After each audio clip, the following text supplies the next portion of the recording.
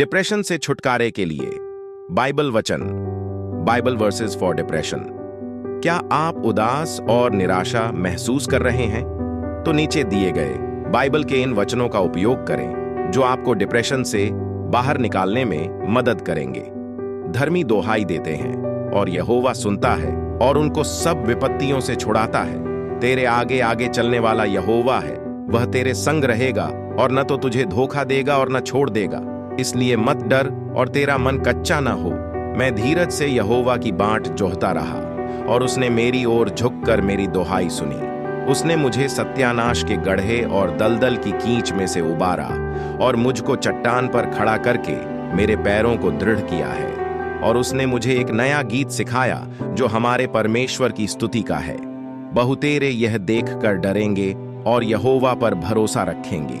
मत डर, क्योंकि मैं तेरे संग हूं। इधर उधर मत ताक, क्योंकि मैं तेरा परमेश्वर हूं। मैं तुझे दृढ़ करूंगा और तेरी सहायता करूंगा। अपने धर्ममय दाहिने हाथ से मैं तुझे संभाले रहूंगा। मन आनंदित होने से मुख पर भी प्रसन्नता छा जाती है, परंतु मन के दुख से आत्मा निराश होती है। क्योंकि यहोवा की यह वाणी है कि जो कल्पनाएं मैं तुम्हारे विषय करता हूं उन्हें मैं जानता हूं। वे हानि की नहीं वरन कुशल ही की हैं, और अंत में तुम्हारी आशा पूरी करूंगा। मनुष्य की गति यहोवा की ओर से दृढ़ होती है और उसके चलन से वह प्रसन्न रहता है। चाहे वह गिरे तो भी पड़ा न रह जाएगा, क्योंकि यहोवा उसका हाथ थामे रहता है। तू अपनी समझ का सहारा न लेना, वरन संपूर्ण मन से यहोवा पर भरोसा रखना। उसी को स्मरण करके सब काम करना, तब वह तेरे लिए सीधा मार्ग निकालेगा।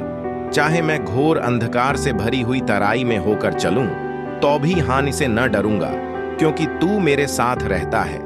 तेरे सोंटे और तेरी लाठी से मुझे शांति मिलती है। वे तुझसे लड़ेंगे तो सही, परंतु तुझ पर प्रबल न होंगे, क्योंकि बचाने के लिए मैं तेरे साथ हूं। यहोवा की यही वाणी है। यहोवा पिसे हुओं के लिए ऊंचा गढ़ ठहरेगा, वह संकट के समय के लिए भी ऊंचा गढ़ ठहरेगा। दुष्ट जन बुरे लोगों के जाल की अभिलाषा करते हैं, परंतु धर्मियों की जड़ हरी भरी रहती है। परंतु हे यहोवा, तू तो मेरे चारों ओर मेरी ढाल है। तू मेरी महिमा और मेरे मस्तिष्क का ऊंचा करने वाला है, और अपनी सारी चिंता उसी पर डाल दो, क्योंकि उसको तुम्हारा ध्यान है। किसी भी बात की चिंता मत करो, परंतु हर एक बात में तुम्हारे निवेदन, प्रार्थना और विनती के द्वारा धन्यवाद के साथ परमेश्वर के सम्मुख उपस्थित किए जाएं। तब परमेश्वर की शांति, जो समझ से बिल्कुल परे है, तुम्हारे हृदय और तुम्हारे विचारों को मसीह यीशु में सुरक्षित रखेगी। इस संसार के सदृश न बनो, परंतु तुम्हारी बुद्धि के नए हो जाने से तुम्हारा चाल चलन भी बदलता जाए, जिससे तुम परमेश्वर की भली और भावती और सिद्ध इच्छा अनुभव से मालूम करते रहो। क्योंकि परमेश्वर ने हमें भय की नहीं, पर सामर्थ और प्रेम और संयम की आत्मा दी है। क्या मैंने तुझे आज्ञा नहीं दी?